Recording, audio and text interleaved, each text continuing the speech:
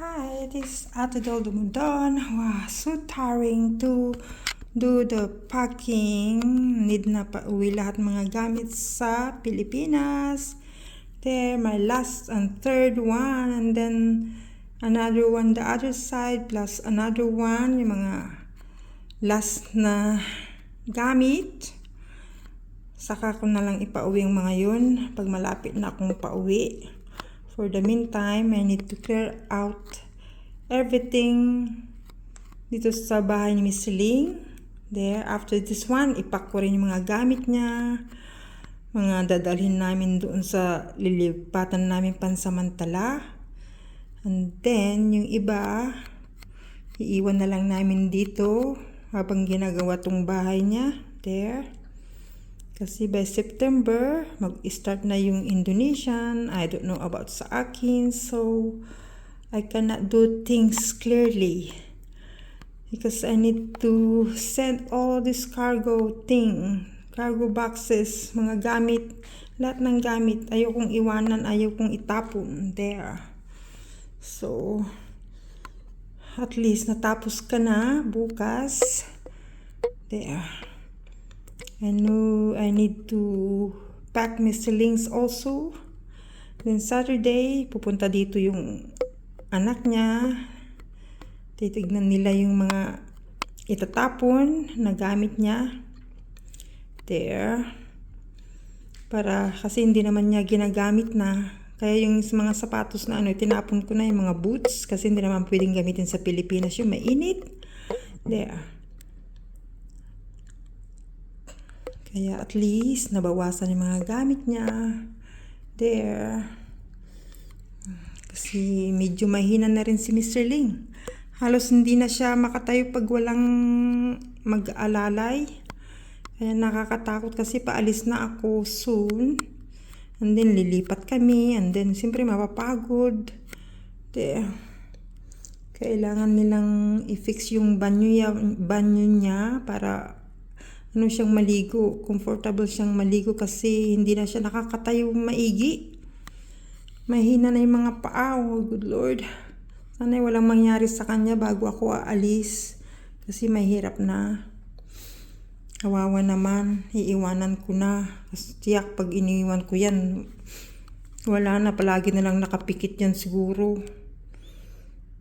Kaya hindi ko na rin siya maalaga na maigi kasi marami din akong karamdaman. Kala nyo after treatment, yung mga manhid ng aking mga paa, yung mga daliri ng aking mga paa. There. Tapos yung isang tainga ko. Sana mag-okay na rin ako bago ako pauwi.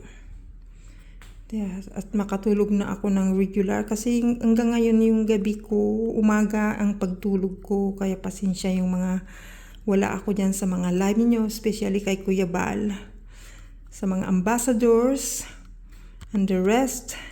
Hindi ko kayang maipli lahat kasi mas inuuna ako sa kay Kuya Bal, si Kalingap Rob, dumadaan din ako kay Ate Edna. Kayo hindi kayo dumadaan. Palagi ako pinapanood ko lahat ng video ni Kuya Bal para mas lalo akong makatulong pa sa kanya. Lahat ng na ginagawa ko na para makatulong kay Kuya Bal bago ako. Kasi pauwi na tayo. Iba na yung sa Pilipinas. Siyempre, nandito sa abroad okay lang. Pero sa Pilipinas, mahirap, madaling magastos yung pera. Madaling maubos ang pera talaga. Kaya lagi nating suportahan si Kuya Bal, si Kalingap Rob, Ate Edna, lahat ng mga ambassadors ng Team Kalingap, mga solid reactors ng Team Kalingap, yung mga hindi nang aaway, yung hindi masama ang dila. There. Imbis na suportahan nila si Kuya Bal, hindi. Sinusuportahan nila yung ungrateful lady. And the mother. There. Imbis na magpasalamat sila kahit na gaano yung mga mga nangyayari, dapat quiet lang sila dapat. Kaso hindi, sinasabayan nila si Kuya Bal. Hindi naman siya ang nagsasalita kundi nagre-reaction lang naman sa mga reactors, yung mga nakikita niya. Hindi naman mismo siya nagsasalita about yung mga pamilya na yun. There. Ngayon, oh my God. Kaya nakakahiya talaga yung ginawa nila pagkatapos tinulungan. Tapos kung anong pinaggagawa nila kay Kuya Bal. Imbis na manahimik na lang sana. There. At magpasalamat. Kasi kung hindi ang Team Kalingap kay Kuya Bal, Kalingap Rob, wala sila. Wala sila talaga. So, please support natin si Kuya Bal Santos Matubang, Kalingap Rob, Ate Edna, si Jackie. Basta sa lahat na yung mga andyan, na mga solid supporters ng Team Kalingap, mga Team BSM, Kalingap Rob and team, their key boys, there. Bye for now. This is Ate Do. I'm too tired really. Galing kami sa kabilang bahay, nakipag-dinner kasi last na namin yata bago sila lilipat din. Lilipat kasi sila kaya mahirap. Tapos may matandang ililipat ko. There, tapos ayusin ko mga gamit, hindi basta-basta. Pero I can do it myself kahit na naghihirap din ako ng yung mga karamdaman. May karamdaman tayo. Lalo hindi tayo nakakatulog pag gabi. Gabi-gabi yan, hindi ako natutulog. Pag hindi nyo makita sa mga live nyo, si Ate Dol nakaidlip. See? Dapat doon ako magpasalamat. Kasi nakakaidlip ako ng kahit late na. Buti nga wala kaming lakad bukas, na cancel yung lunch ni Miss Siling sa cricket club. So it's so good. It's so good for him kasi pagod na rin siya. Sige na, salamat.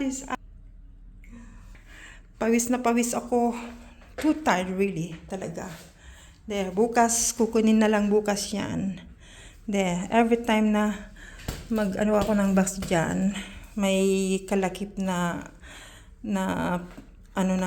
yung kukuha kasi kawawa naman siya. Hindi naman masyadong mabigat kasi mga damit karamihan mga gamit ko. Yung last na gamit, pangatlo na yan. Yung isa king size, yung pangalawa jumbo size kasi may inilalagay akong mga gamit na importante sa bahay. Yan.